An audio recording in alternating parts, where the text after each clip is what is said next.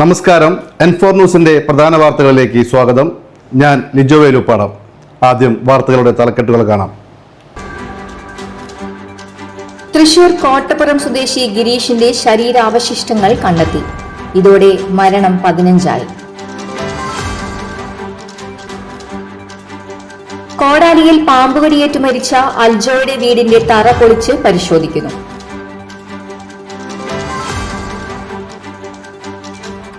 തൃശൂർ പൂരം പാറമേക്കാവ് വിഭാഗത്തിന്റെ ചാമിയ പ്രദർശനം പാറമേക്കാവ് അഗ്രശാലയിൽ ആരംഭിച്ചു. ദുരന്തത്തിൽ നിന്ന് തലനാരിഴയ്ക്ക് രക്ഷപ്പെട്ടെങ്കിലും വേലായുധനും സുമേഷിനും ഇപ്പോഴും ഞെട്ടൽ വിട്ടുമാറിയിട്ടില്ല. നാടിനെ വിളിച്ചുണർത്തിയിരുന്ന സൈറൻ അവസാന ചൂളംവിളിയോടെ നിശബ്ദമായി. പുതുക്കാട് താലൂക്ക് ആശുപത്രിക്ക് മുൻപിൽ വാഹനത്തിൽ നിന്നും ചോർന്ന ഓയിൽ റോഡിൽ പരന്നത് അപകടങ്ങൾക്കിടയാക്കി. വാർത്തകൾ വിശദമായി അറിയാം. മുണ്ടത്തിക്കോട് ദുരന്തത്തിൽ പരിക്കേറ്റ് മെഡിക്കൽ കോളേജ് ICUവിൽ ചികിത്സയിൽ കഴിയുന്ന 4 പേരിൽ ഒരാളുടെ നില മെച്ചപ്പെട്ടു. കാണാതായ തൃശൂർ കോട്ടപ്പുറം സ്വദേശി ഗിരീഷിന്റെ ശരീരാവശിഷ്ടങ്ങൾ കണ്ടെത്തി. ദുരന്തത്തിൽ 3 പേരെ ഇനിയും കണ്ടെത്താനുണ്ട്. തൃശൂർ മെഡിക്കൽ കോളേജ് ആശുപത്രിയിൽ ചികിത്സയിലുള്ള വിഷ്ണുവിന്റെ ആരോഗ്യനിലയിലാണ് പുരോഗതിയുള്ളത്. 2 പേരെ ഡയാലിസിസിന് വിധേയമാക്കി. ദുരന്തഭൂമിയിൽ പോലീസും എക്സ്പ്ലോസീവ് വിഭാഗവും ഡോഗ് സ്ക്വാഡും സംയുക്തമായി നടത്തിയ പരിശോധനയിൽ മൃതദേഹ അവശിഷ്ടങ്ങൾ കണ്ടെത്തി. ACPമാരായ തോംസൺ, നിസാർ എന്നിവരുടെ നേതൃത്വത്തിൽ 200ഓളം പോലീസുകാരാണ് ദുരന്തം നടന്ന സ്ഥലത്ത് പരിശോധന നടത്തിയത്. തിരിച്ചറിഞ്ഞ 8 പേരുടെ മൃതദേഹങ്ങൾ ബന്ധുക്കൾക്ക് വിട്ടുനൽകി. 39 ശരീരഭാഗങ്ങൾ മോർച്ചറിയിൽ സൂക്ഷിച്ചിരിക്കുകയാണ്. DNA പരിശോധനാ ഫലം റിപ്പോർട്ട് ലഭിച്ച ശേഷമേ ശരീരഭാഗങ്ങൾ ആരുടേതാണെന്ന് തിരിച്ചറിയുകയുള്ളൂ. പാലക്കാട് സ്വദേശികളായ പ്രവീൺ വാസുദേവൻ, പഴയന്നൂർ സ്വദേശി സുദർശനൻ, കുണ്ടന്നൂർ സ്വദേശി സുവിൻ, മലപ്പുറം സ്വദേശികളായ മണികണ്ഠൻ, സുബ്രഹ്മണ്യൻ, തൃശൂർ കോട്ടപ്പുറം സ്വദേശി മണികണ്ഠൻ എന്നിവരാണ് മരിച്ചത്. നിലവിൽ 11 പേരാണ് ചികിത്സയിൽ കഴിയുന്നത്. ഇതുവരെ കണ്ടെത്തിയത് 5 ശംഖുവരയൻ പാമ്പുകളെ. കോടാലിയിൽ പാമ്പുകടിയേറ്റ് മരിച്ച അൽജോയുടെ വീടിന്റെ തറ പൊളിച്ച് പരിശോധന. കോടാലിയിൽ സഹോദരങ്ങൾക്ക് പാമ്പുകടിയേറ്റ വീടിന്റെ തറയുടെ ഒരു ഭാഗം പൊളിച്ച് പരിശോധന നടത്തുന്നു. ഉറക്കത്തിൽ പാമ്പുകടിയേറ്റ് മരിച്ച കാവുങ്ങൽ അൽജോയുടെ വീട്ടിലാണ് പരിശോധന. തുടർച്ചയായി പാമ്പുകളെ കാണുന്ന സാഹചര്യത്തിലാണ് നടപടി. വനംവകുപ്പ് ഉദ്യോഗസ്ഥർ, സ്നേക്ക് റെസ്ക്യൂവർമാർ തുടങ്ങിയവരുടെ നേതൃത്വത്തിലാണ് പരിശോധന. വീടിന്റെ ശുചിമുറിയുടെ പൈപ്പിന്റെ ഭാഗത്താണ് പൊളിച്ച് പരിശോധന നടത്തുന്നത്. അതുവഴിയാണ് പാമ്പ് അകത്ത് കടക്കുന്നതെന്ന നിഗമനത്തിന്റെ അടിസ്ഥാനത്തിലാണ് ആ ഭാഗം പൊളിക്കുന്നത്. ഇന്നലെയും 2 പാമ്പുകളെ വീടിനുള്ളിൽ നിന്നും കണ്ടെത്തിയിരുന്നു. ശുചിമുറിയിൽ നിന്നും മുറിക്കുള്ളിൽ നിന്നുമാണ് 2 പാമ്പുകളെ കണ്ടത്. ഇതോടെ 5 തവണയാണ് വീട്ടിൽ നിന്നും ശംഖുവരയൻ പാമ്പുകളെ ലഭിക്കുന്നത്. 4 എണ്ണത്തെ വീടിനകത്തു നിന്നും 1 എണ്ണത്തെ വീടിന് പുറത്തു നിന്നുമാണ് പാമ്പുകളെ പിടികൂടിയത്. പാമ്പുകടിയേറ്റ് കറുകുറ്റി അപ്പോളോ അറ്റ്ലക്സ് ആശുപത്രിയിൽ ചികിത്സയിൽ കഴിയുന്ന അൽജോയുടെ സഹോദരൻ അനോഷിന്റെ നില കൂടുതൽ മെച്ചപ്പെട്ടതായി ആശുപത്രി അധികൃതർ പറഞ്ഞു. തൃശൂർ പൂരം പാറമേക്കാവ് വിഭാഗത്തിന്റെ ചമയ പ്രദർശനം പാറമേക്കാവ് അഗ്രശാലയിൽ ആരംഭിച്ചു. ക്ഷേത്രം മേൽശാന്തി KV വാസുദേവൻ നമ്പൂതിരി ഉദ്ഘാടനം ചെയ്തു. പാറമേക്കാവ് ദേവസ്വം സെക്രട്ടറി G രാജേഷ് ഉൾപ്പെടെയുള്ള ദേവസ്വം ഭാരവാഹികളും തട്ടകക്കാരും പങ്കെടുത്തു. വെടിക്കെട്ട് ദുരന്തത്തിന്റെ പശ്ചാത്തലത്തിൽ ഇന്നുവരെ തിരുവമ്പാടി വിഭാഗം ദുഃഖാചരണം നടത്തുന്നതിനാൽ നാളെ മാത്രമേ തിരുവമ്പാടിയുടെ ചമയ പ്രദർശനം ഉണ്ടാകൂ. നാളെയാണ് പൂരവിളംബര ചടങ്ങുകളും നടക്കുക. ഇന്നലെ നടന്ന സർക്കാർ ഉന്നതതല യോഗത്തിൽ വെടിക്കെട്ട് ഒഴിവാക്കാനും കുടമാറ്റം സമയം ചുരുക്കി നടത്താനുമായിരുന്നു തീരുമാനം. അതേസമയം പൂരത്തിന്റെ മറ്റെല്ലാ ചടങ്ങുകളും മുൻ വർഷങ്ങളിലേതുപോലെ തന്നെ നടക്കും.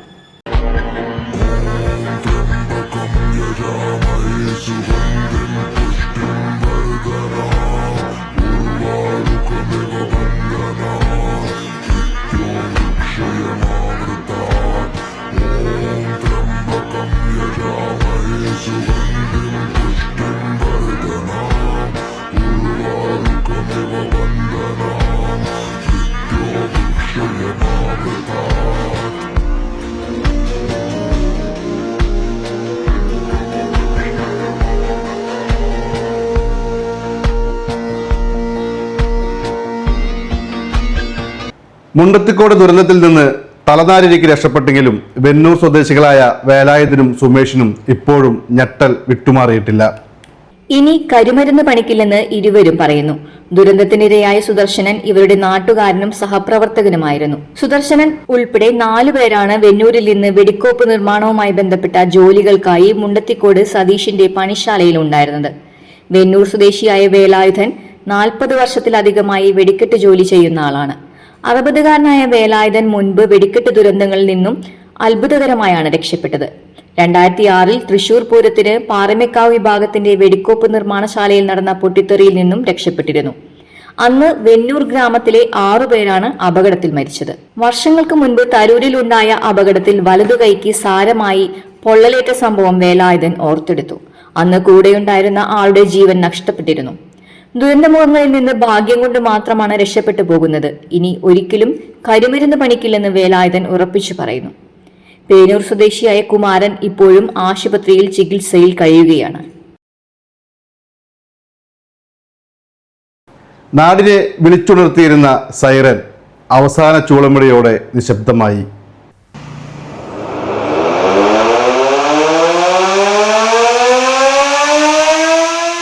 പൊതുജനങ്ങൾക്ക് സമയം അറിയുന്നതിനായി തദ്ദേശ സ്വയംഭരണ സ്ഥാപനങ്ങളിൽ ഏർപ്പാടാക്കിയിരുന്ന സൈറൻ സംവിധാനം ഇല്ലാതാകുകയാണ്. ഹൈക്കോടതിയുടെ ഉത്തരവ് പ്രകാരമാണ് സൈറൻ നിർത്തലാക്കുന്നത്. ബുധനാഴ്ച രാവിലെ 6 മണിക്ക് അവസാന ചൂളം വിളിയോടെ കൊടുങ്ങല്ലൂർ നഗരസഭയിലെ സൈറൻ പ്രവർത്തനം നിർത്തി. 1979 നഗരസഭ രൂപീകരിച്ചതു മുതൽ കൊടുങ്ങല്ലൂരിൽ സൈറൻ പ്രവർത്തിച്ചു വരുന്നുണ്ട്. ആദ്യകാലങ്ങളിൽ ദിവസം 4 തവണ സൈറൻ മുഴങ്ങിയിരുന്നു. അക്കാലത്ത് ഇത് ജനജീവിതത്തിന്റെ ഭാഗമായിരുന്നു. പിന്നീട് സൈറൻ ചടങ്ങായി മാറി. ഏറെ വർഷങ്ങളായി രാവിലെ 6 മണിക്ക് മാത്രമാണ് സൈറൻ മുഴങ്ങിയിരുന്നത്. നൈറ്റ് വാച്ച്മാന്റെ ഡ്യൂട്ടി ചെയ്യുന്ന നഗരസഭാ ജീവനക്കാരനാണ് സൈറൻ മുഴക്കുന്നതിന്റെ ചുമതല. 1979 കൊടുങ്ങല്ലൂർ നഗരസഭ രൂപീകൃതമായ കാലം തുടങ്ങിയുള്ള നടപടിയാണിത്. ആദ്യകാലങ്ങളിൽ രാവിലെ 6 മണി, 9 മണി, ഉച്ചയ്ക്ക് 1 മണി, വൈകിട്ട് 5, രാത്രി 8 അങ്ങനെ 5 സമയങ്ങളിലാണ് സൈറൻ അടിച്ചിരുന്നത്. ഈ അടുത്ത കാലത്തായിട്ട് രാവിലെ 6 മണിക്ക് മാത്രമേ അടിക്കാറുള്ളൂ.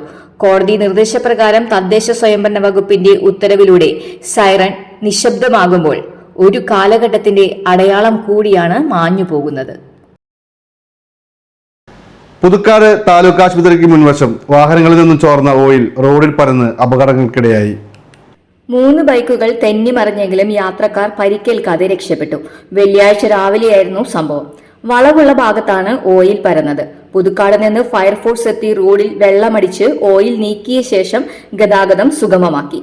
വാർഡ് മെമ്പർ ജോളി ചുക്കിരി, മുൻ മെമ്പർ സെബി കൊടിയൻ, ജോബി മധുരക്കറി എന്നിവരുടെ നേതൃത്വത്തിലായിരുന്നു പ്രവർത്തനങ്ങൾ. ഇന്നത്തെ സ്വർണ്ണവില നോക്കാം. ഇന്നത്തെ സ്വർണ്ണവില നിങ്ങൾക്കായി സമർപ്പിക്കുന്നത് ഇവാനിയ ഗോൾഡ് തൃശൂർ. നിങ്ങളുടെ പഴയ സ്വർണ്ണാഭരണങ്ങൾ ഉയർന്ന വിലയ്ക്ക് എടുക്കപ്പെടും. ബാങ്ക്, ധനകാര്യ സ്ഥാപനങ്ങളിൽ പണയം വെച്ചതോ കൈവശം ഉള്ളതോ ഏതുമാകട്ടെ, നിങ്ങളുടെ സ്വർണ്ണാഭരണങ്ങൾ എടുത്തു വിൽക്കാൻ ഞങ്ങൾ സഹായിക്കുന്നു. 100% വിശ്വസ്തവും സുതാര്യവുമായ സേവനം ഞങ്ങൾ ഉറപ്പു നൽകുന്നു. ഇവാനിയ ഗോൾഡ് തൃശൂർ. സ്വർണ്ണവില 130 രൂപ കുറഞ്ഞ് ഗ്രാമിന് 14,020 രൂപ, പവന് 1,12,160 രൂപ. ഇന്നത്തെ കാലാവസ്ഥ.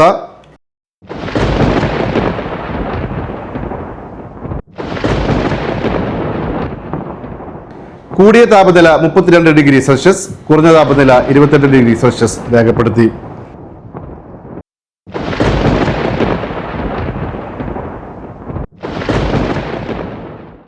പ്രധാന തലക്കെട്ടുകൾ ഒരിക്കൽ കൂടി.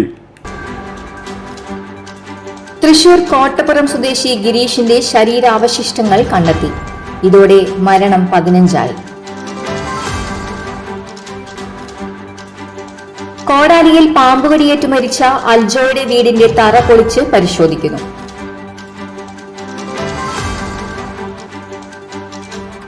തൃശൂർ പൂരം പാറമേക്കാവ് വിഭാഗത്തിന്റെ ചാമിയ പ്രദർശനം പാറമേക്കാവ് അഗ്രശാലയിൽ ആരംഭിച്ചു.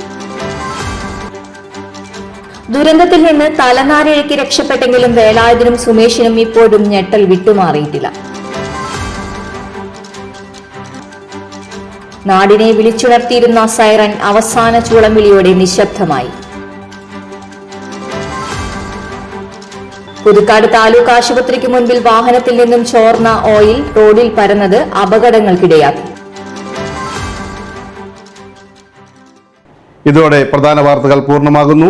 തൃശൂർ ജില്ലയിലെ മുഴുവൻ വാർത്തകളും N4 ന്യൂസ് എന്ന യൂട്യൂബ് ചാനലിലും ഫേസ്ബുക്ക് പേജിലും ലഭ്യമാണ്. ചാനൽ സബ്സ്ക്രൈബ് ചെയ്യുക. വാർത്തകളും അറിയിപ്പുകളും സ്വീകരിക്കുന്ന നമ്പർ 9895070239. നന്ദി, നമസ്കാരം.